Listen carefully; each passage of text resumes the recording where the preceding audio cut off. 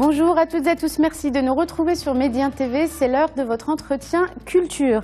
La Fondation CDG, dans le cadre des expositions hommages qu'elle a créées il y a maintenant 7 ans, expose aujourd'hui et jusqu'au 12 janvier l'œuvre d'une des figures emblématiques du paysage artistique marocain, l'artiste Omar Bourguiba. Intitulée La mémoire du corps ou les géographies de l'âme, cette exposition propose une rétrospective de ses œuvres de 1960 jusqu'à nos jours. Et Omar Bourguiba nous fait l'immense plaisir et honneur d'être avec nous aujourd'hui pour nous parler de cette rétrospective. Monsieur Bourguiba, merci beaucoup d'être avec nous. Merci à vous. Alors, la première question que j'ai envie de vous poser, c'est par rapport au titre sous lequel vous avez choisi de réunir ces œuvres ou une partie de toutes vos œuvres. Pourquoi avoir choisi ce titre, La mémoire du corps ou la géographie de l'âme? Bon, tout d'abord parce que les œuvres, elles sont liées à l'artiste. Et l'artiste, bien sûr, c'est un corps et c'est une âme.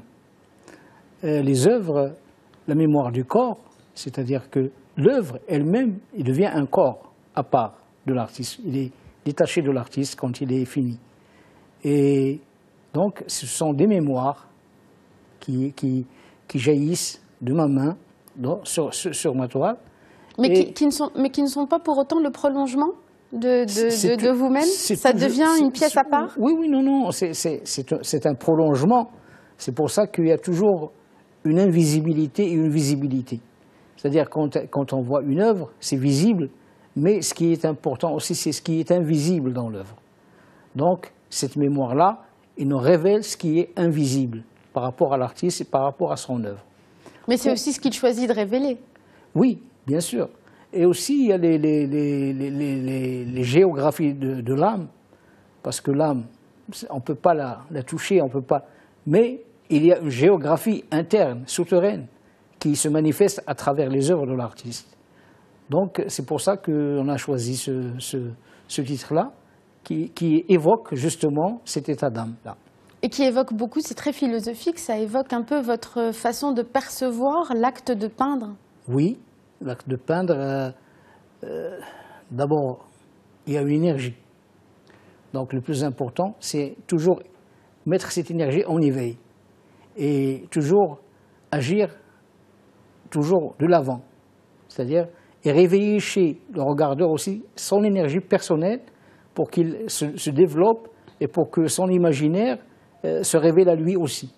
Parce qu'à travers les œuvres, il y a l'œuvre, mais il y a aussi celui qui regarde. Donc celui qui regarde est très très important. Donc l'œuvre, elle est en perpétuelle créativité, à travers tous les regards qui la regardent et tout ça. Donc on ne peut pas vraiment... Elle est toujours interprétée. Toujours interprétée, bien sûr. Et c'est ça, c'est comme l'univers. Il est visible, on croit qu'on le connaît, mais il reste toujours invisible.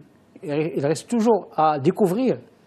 Donc une peinture vivante, c'est une peinture qui essaie de refléter cet état d'âme chez l'artiste et chez le regardeur. Est-ce que l'artiste est lui-même conscient de l'intégralité de ses états d'âme quand il peint? Ou est-ce qu'il vous arrive d'être surpris par ce qui sort finalement de cette énergie au moment où vous peignez? L'artiste, il affronte toujours l'inconnu. Il y a des artistes qui travaillent d'après un sujet. Ce sujet-là, ils peuvent le cerner. Il est devant eux, ils peuvent le cerner, le présenter de différents aspects, de différents angles. Mais quand il s'agit d'un artiste qui se révèle lui-même à lui-même, il y a toujours quelque chose à découvrir parce qu'on ne peut pas se cerner soi-même. Alors, comme c'est une découverte constante de soi, ça veut dire que la peinture évolue nécessairement, puisqu'on n'est pas le même à 20 ans, qu'à 30 ans, qu'à 40 ans, qu'à 50 ans. Certainement, parce que c'est justement cette évolution qui motive l'artiste à travailler, parce qu'il a toujours des champs à explorer, des endroits où aller, où découvrir des choses.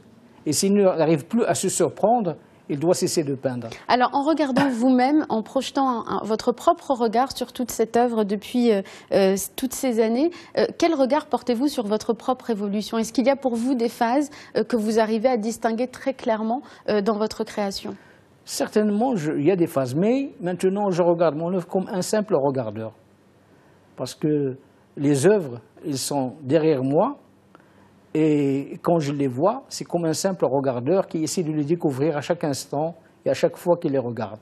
Et c'est ça qui m'a... Et moi d'habitude, je garde toujours des périodes quelques œuvres, justement, c'est ça qui m'a permis de réaliser cette rétrospective. Quelles ont été vos sources d'inspiration à travers toutes ces années, soit des noms d'artistes qui vous ont inspiré, soit des courants auxquels vous vous êtes rattaché à certains moments? Il y avait les débuts, il y avait l'impressionnisme, il y avait un peu de fauvisme. J'ai commencé à peu près à 13 ans, 14 ans à peindre, et à ce moment-là, à travers les livres, à travers les expositions organisées par le Centre culturel français, notamment par Gaston Dil, qui aimait beaucoup la peinture, on découvrait des choses. Mais aussi, il y a le cinéma. À travers le cinéma, on a découvert pas mal de choses. On a découvert une œuvre magistrale sur Van Gogh. Ça m'a beaucoup influencé. Et des fois, j'étais impressionné par Van Gogh, par sa vie, parce qu'il était voué à devenir prêtre. Et finalement, c'est la peinture qu'il a choisie. Et il a excellé, il a donné une œuvre magnifique. Jusqu'à aujourd'hui, elle est toujours mystérieuse parce qu'on ne peut pas cerner ce qu'un artiste fait vraiment. Ça parle toujours. On n'a que des traces finalement. On a des traces. Et puis, au début des années 65, j'ai rencontré Djilali Gharbaoui, Allah yarhamou. Et lui, il m'a beaucoup ouvert des portes. C'est lui qui m'a montré comment la gestuelle peut exprimer vraiment l'espace-temps de l'individu. Tout un programme, c'est très fort philosophiquement, Oui. votre conception de la peinture. Alors comment vous avez opéré le choix des œuvres qui sont présentées aujourd'hui à la Fondation CDG? D'abord, est-ce que ça a été difficile de faire des choix? Et qu'est-ce que vous avez essayé de restituer à travers ces choix? Est-ce que c'est des périodes? Est-ce que c'est plutôt vos préférences? Non, ce sont des choses que j'ai gardées personnellement, des œuvres qui m'appartiennent, que j'ai gardées, et quelques œuvres que j'ai empruntées à la fin, que j'ai ajoutées. Mais sans cela, une rétrospective de ce genre ne peut pas se réaliser, parce qu'il fallait chercher les œuvres chez les collectionneurs, il fallait l'assurance, il fallait beaucoup de choses. C'est très complexe. C'est très complexe, ça demande beaucoup de temps. Alors, qu'est-ce qu'on peut vous souhaiter après autant d'années à peindre, à nous régaler de toutes ces toiles qu'on est en train de voir? Je suis encore jeune. Hein. Non, je ne dis pas que vous êtes vieux, qu'on s'entende bien, mais est-ce qu'il y a encore d'autres choses que vous souhaitez explorer dans votre art, ou est-ce que vous avez encore d'autres choses à interpréter, à extirper peut-être aussi? C'est tout à découvrir aussi, parce que la vie continue, le mouvement continue. On ne peut pas arrêter le progrès, le changement. Donc l'individu, il est au cœur de la créativité et de l'acte de peindre. Donc l'acte de peindre, il ne se limite pas à l'œuvre elle-même, il va au-delà. Et c'est cet acte-là qui donne des œuvres.